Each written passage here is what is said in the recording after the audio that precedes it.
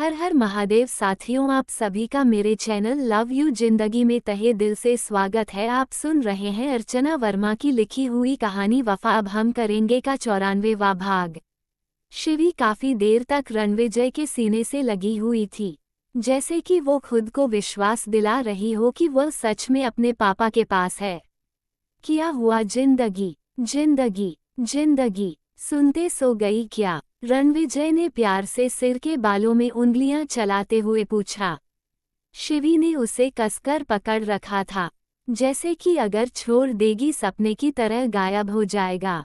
आप कहाँ चले गए थे पापा, मुझे छोड़कर? रोते हुए शिवी ने पूछा। सब इस समय कृष्णा के ड्राइंग हॉल में बैठे हुए थे। कई लोगों की आवाज सुनकर कृष्णा की वाइफ सत्या भी बाहर निकल आई थी। उसने आंखों के इशारे में अपने पति कृष्णा से पूछा, कौन है? आओ सत्या, तुम्हें मिलवाता हूँ। ये है रणविजय, मेरी बहन ईशानी का पति और शिवी के पापा। और इसके साथ है आदित्य, रणविजय का दोस्त। ये सत्या है, मेरी वाइफ। कृष्णा ने अपनी पत्नी से अपने बहनोई का परिचय करवाया। रणविजय ने हाथ जोड़कर सत्या को नमस्ते किया और सत्य ने भी जवाब में हाथ जोड़ दिए। उसने गौर से रणविजय को देखा, पर ये तो रणविजय सिंह रानावत है। आपने कभी बताया नहीं। सत्या के मुंह से शब्द नहीं निकल रहे थे। रणविजय सिंह रानावत का व्यक्तित्व ही ऐसा था कि उसके सामने अच्छे अच्छे की बोली नहीं निकलती थी। 37 साल की उम्र में वह 25 से अधिक का नहीं लगता था। सत्या को ये बात हजम ही नहीं हो पा रही थी कि यह हैंडसम लड़का शिवी का पापा हो सकता है। रणविजय मुस्कुरा दिया। हाँ भाभी जी, मेरा पूरा नाम रणविजय सिंह रानावत है, पर मैं आपका नंदोई हूँ। शिवी बेटा, आज पापा को चाय पिला दो, और जाने से पहले आज एक कप चाय मुझे भी पिला दो। फिर पता नहीं कब तुम्हारे हाथों की चाय मिलेगी। पहली वाली चाय तो ठंडी हो गई। कृष्णा ने शिवी को वहां से हटाने की गरज से कहा।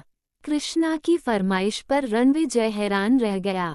जिंदगी चाय बना लेती है, बहुत कुछ बना लेती है। अगर इसके हाथ का खाना खाओगे तो उंगलियां चाटते रह जाओगे। पहले फिलहाल तो तुम चाय पियो, तब तक हम अपनी बातें करते हैं।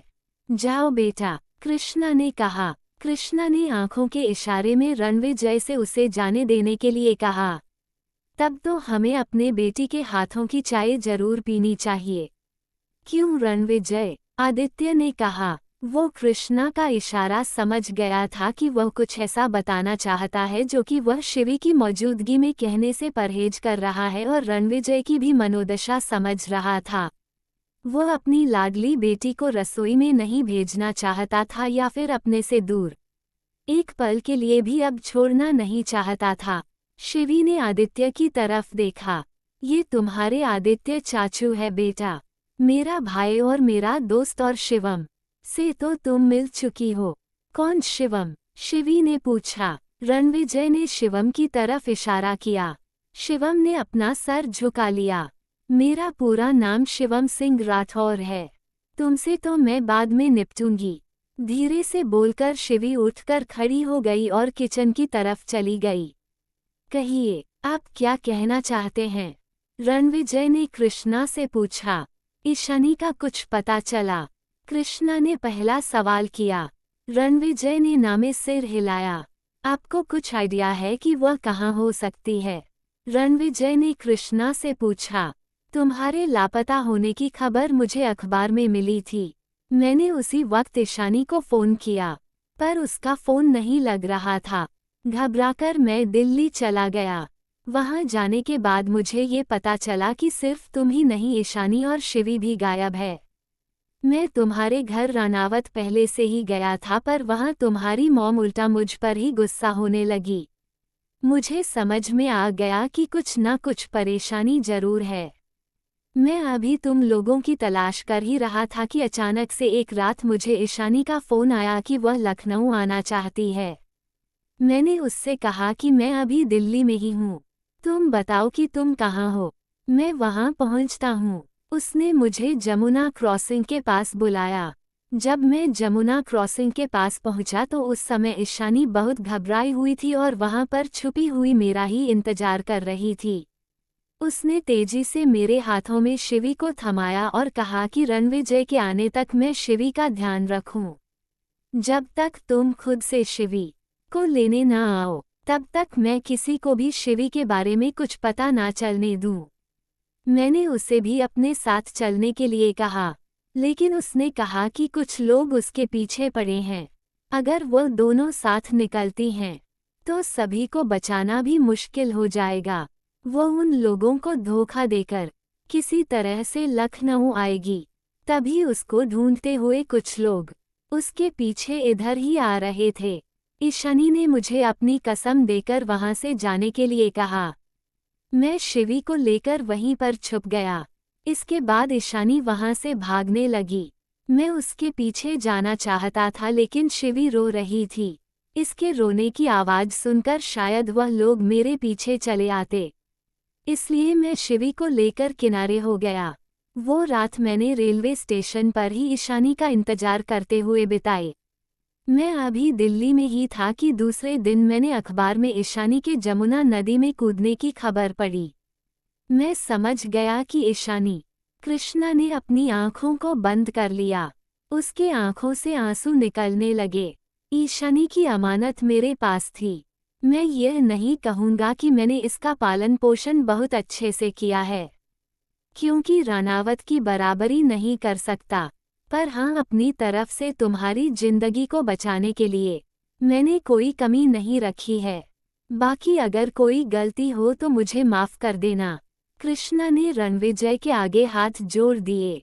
रणविजय अपनी जगह से उठकर खड़ा हुआ और उसने कृष्णा के बंधे हुए हाथ खोल दिए। ऐसा मत बोलिए भैया, अगर आप उस दिन नहीं आते या फिर आपने उस दिन शिवी को नहीं बचाया होता, आज तक इसे सबकी नज़रों से छुपाकर नहीं रखा होता, तो शायद आज मैं जिंदगी को भी नहीं पा सकता था। यह आपका एहसान मैं जिंदगी भर नहीं भूलूंगा। यह कोई एहसान नहीं है रणविजय, बस तुम मुझ पर एक एहसान कर देना। मेरा दिल कहता है कि मेरी बहन कहीं भी है, लेकिन जिंदा है। प्लीज़ उसे ढूंढ लेना और एक बार मुझसे मिलना जरूर देना। तुम जानते हो कि मैं एक मध्यम वर्गीय इंसान हूँ। मेरी पहुँच इतनी अधिक नहीं है जितनी कि तुम्हारी है। मैं चाहकर भी ईशानी को खोज नहीं पा रहा। पिछले 12 सालों से हर राखी के दिन ये भाई अपनी बहन के लिए खूब तड़पा है। कृष्णा का दिल अपनी बहन को याद करके भर आ रहा था। सत्या जी आश्चर्य से इन लोगों की बातें सुन रही थी। उन्हें विश्वास नहीं हो रहा था कि कृष्णा ने इतना बड़ा सच उससे भी छुपा कर रखा है। आपने कभी मुझे भी इस बारे में नहीं बताया था। तुम्हें क्या बताता? मुझे मोहल्ले में ढिंढोरा पिटवाना था क्या? मुझे किसी तरह से अपनी बच्ची को सबकी नज़रों से बचाकर पालना था, इसीलिए मैं तुम्हारी ज्यादतियों को भी सह जाता हूँ, कृष्णा ने कहा। तभी शिवी सबके लिए चाय लेकर आई। रणविजय ने उसके हाथों से कप ले लिया और तुरंत होठों से लगा लिया। पहला घूंट पीते ही उसने चौंक कर शिवी की तरफ देखा। क्या हुआ पापा, चीनी भूल गई हूँ क्या या अधिक है? शिवी को डर लग रहा था। रणविजय ने इनकार में सर हिलाया। नहीं बेटा, तुमने तो इस आने से भी अच्छी चाय बनाई है, अब तो मुझे उसे चाय के लिए आवाज भी नहीं देनी पड़ेगी। मुझे तो विश्वास ही नहीं हो रहा कि प्लास्टिक के कप में किचन खिलौने से बनाकर चाय देने वाली मेरी बेटी अब सच में मुझे चाय बनाकर दे रही है। रणविजय ने शिवी को अपने पास बिठा लिया। अच्छा, अब हमें निकलना चाहिए, रणविजय ने कृष्णा के सामने हाथ जोड़ते हुए कहा। चलो जिंदगी, अपने घर चलो, तुम्हारे दादू बेसब्री से तुम्हारा इंतजार कर रहे हैं, रणविजय जिंदगी से कहा। शिवी ने भरी हुई आंखों के साथ कृष्णा की तरफ देखा। कृष्णा की भी आंखें भरी हुई थी। कृष्णा ने शिवी के साथ कभी भी कोई गलत व्यवहार नहीं किया था, बल्कि उसके लिए आज तक वह एक पिता के समान खड़ा था। जिस तरह नवीन जी ने चाचा होकर ईशानी का साथ दिया था, उसी तरह से कृष्णा ने मामा होकर पाला को पाला था। रिश्ते कभी भी गलत नहीं होते, बस उस रिश्ते में बंधे हुए इंसान की नीयत गलत होती है। गलत नीयत से किया हुआ हर काम गलत होता है, जो कि बदनामी के रास्ते पर धकेल देता है, जिसके कारण रिश्ता भी बदनाम हो जाता है। कृष्णा ने अपनी बाहें खोल दी। शिवी कृष्णा के सीने से लग गई। नहीं बेटा, अब रोना नहीं, अब रोने के दिन गए, अब तो खुशियों के दिन है। मुझे खुशी है कि मैंने अपनी बहन को दिया हुआ वादा निभाया, और अगर इसमें कोई गलती हो गई हो तो अपने मामा को माफ कर देना, क्योंकि रनावत की राजकुमारी को पालने की औकात मेरी नहीं है। मामा आप ऐसा मत बोलिए। कृष्णा के इन शब्दों को सुनकर शिवी तड़प गई।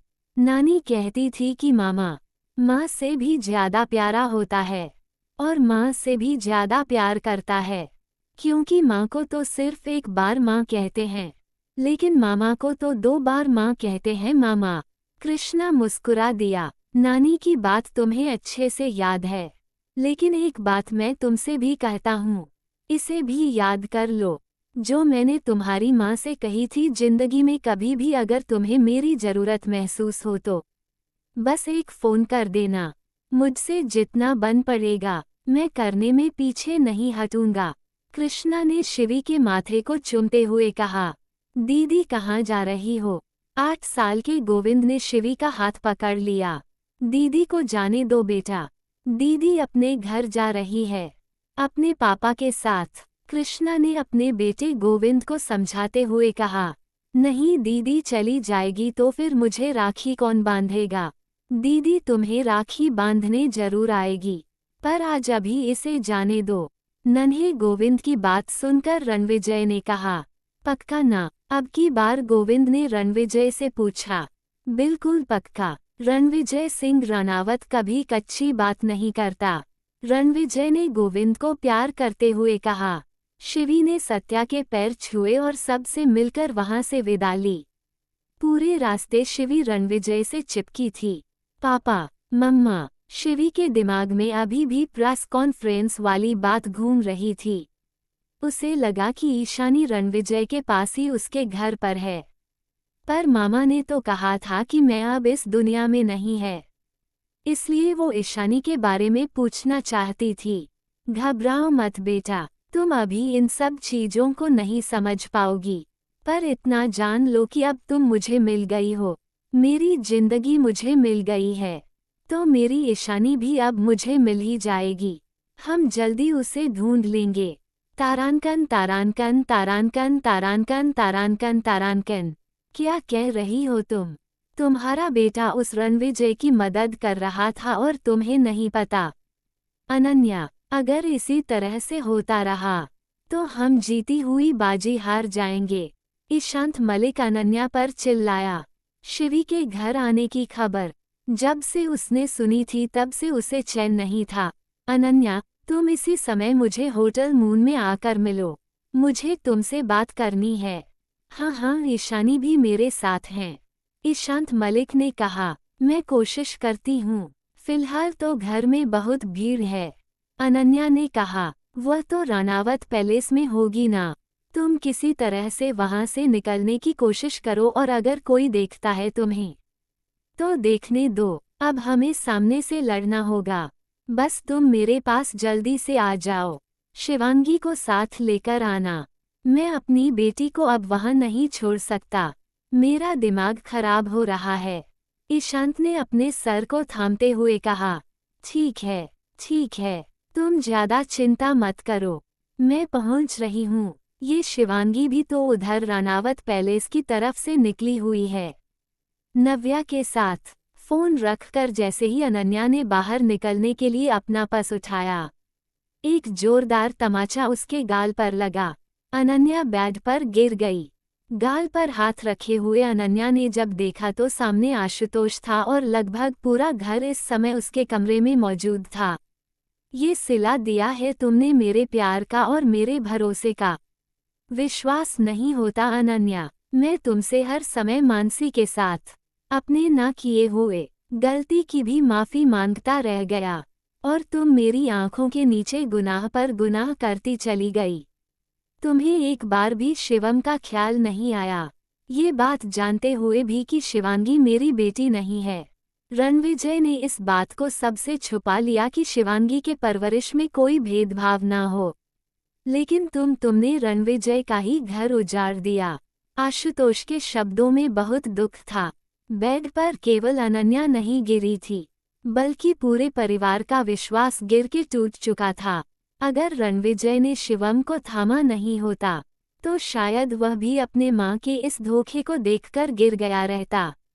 उसके कदम लड़खड़ा गए थे, पर रणविजय की मजबूत बाहों ने उसे थामा था। शिवम रणविजय के गले से लगकर रो पड़ा। एक ऐसा झटका था जिसने पूरे घर को हिलाकर रख दिया था, पर अब तो सारे सस्पेंस के खुलने की बारी थी। क्या हुआ, कैसे हुआ, जानने के लिए बने रहे अगले भाग तक। तब तक के लिए वीडियो को लाइक और चैनल को सब्सक्राइब करना मत भूलिएगा। खुश रहिए, स्वस्थ रहिए, मस्त रहिए और यही यूट्यूब पर मिलते रहिए। कहानी पसंद आती है तो इसे अपने दोस्तों के साथ फेसबुक व्हाट्सएप पर शेयर कीजिए। मिलते हैं अगले भाग के साथ। हर हर महादेव।